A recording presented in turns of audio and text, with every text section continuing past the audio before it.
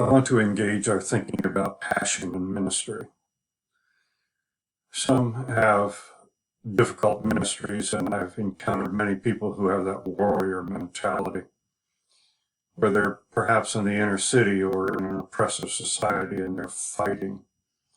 They're fighting for what's fair and right, fighting for justice, fighting for the needs of their people. There are others who are in easier settings, and they're having fun doing ministry. It's a joyful experience. They're uninhibited by their culture and just moving strongly in Christ. And so there are these great differences in the kind of ministries that we have, the kind of ministries that we engage. But for each of those, passion is very important. That we have a deep emotional commitment to what we're doing and we engage it well. So I want us to think about passion in ministry.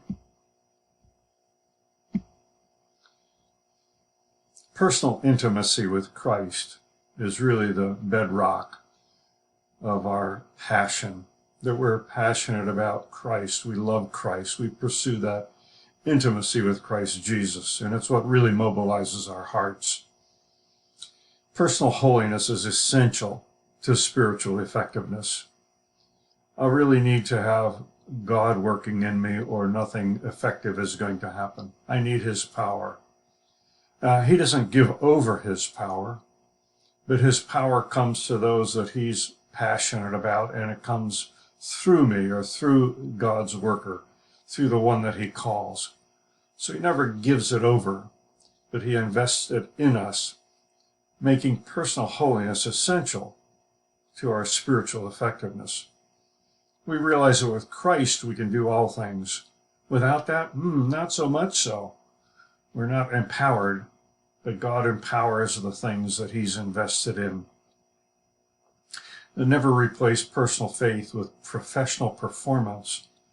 Don't start to think I can do good and look good and measure up in other people's eyes and get high reports on my annual evaluation, and that's enough. The professional performance must never replace my personal faith and my grounding in Christ Jesus.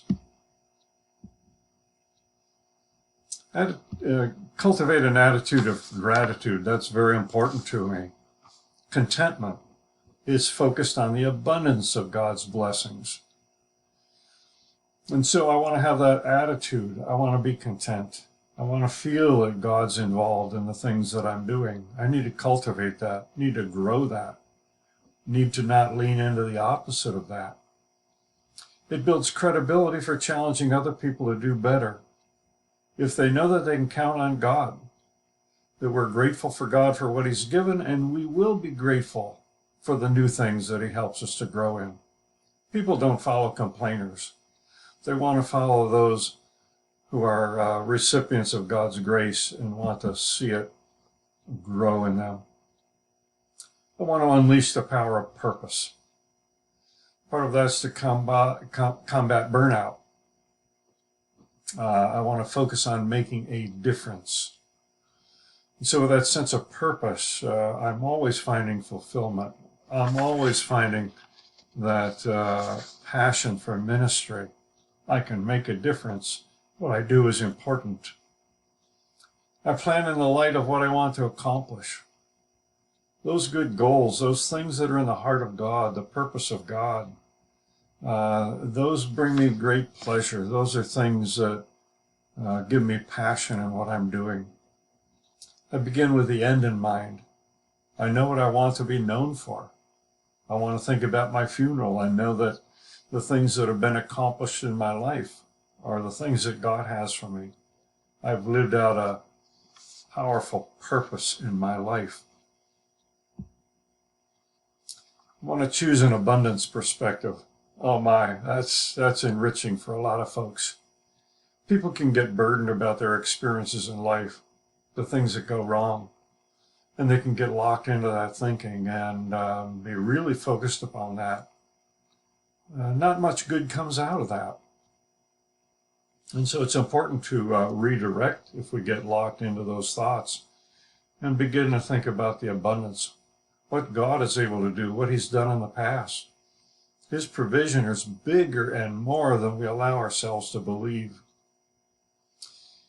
And sometimes refocusing, we need to find out where God has blessed before and begin to think on that again.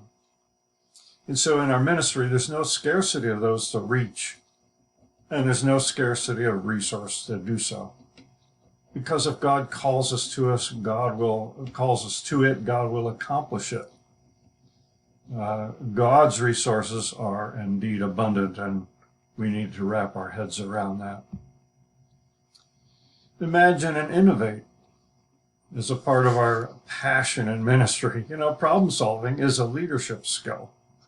If we start to see it as a difficulty or thinking we want to avoid, then we're not really being God's leader. Problem solving is what leaders do. That's what lifts you to the top, is that you can solve problems. So see problems as an opportunity to meet a need. This hasn't been solved yet. I need to do that. We need to do that in order to proceed. So I'm imagining and I'm innovating the way forward. And necessity, that's the mother of invention. Something has to be done. There needs to be a breakthrough. I'm going to find it. I'm going to lead it. Woohoo! This is going to get good. Failures do not have to determine your future. We can break through. We can serve God in new ways, and he will help us to do that.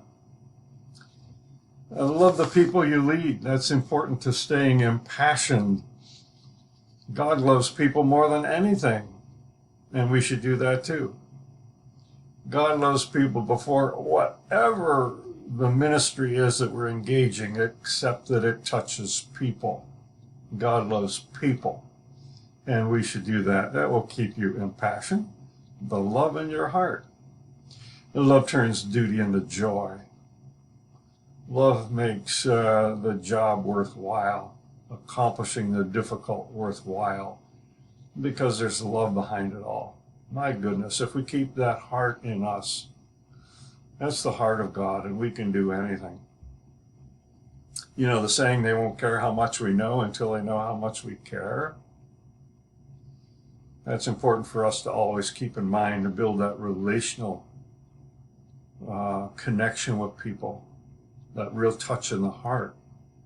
Then people will go with a person that's loving toward them. Most people learn better from those that they love. Teachers in the school systems know that. It's that loving relationship that allows me to teach and allows people to learn. Live for God's pleasure. That'll keep your pleasure really high. God's satisfied with our best effort, even if others are not. He knows every detail of our ministry, even what others choose to overlook. Don't feel too burdened by what he's called you to do, because he can see it all. He's engaged you in it. He's called you to do it. And so God trusts you. He showed that when he called you. He didn't intend for you to do it alone.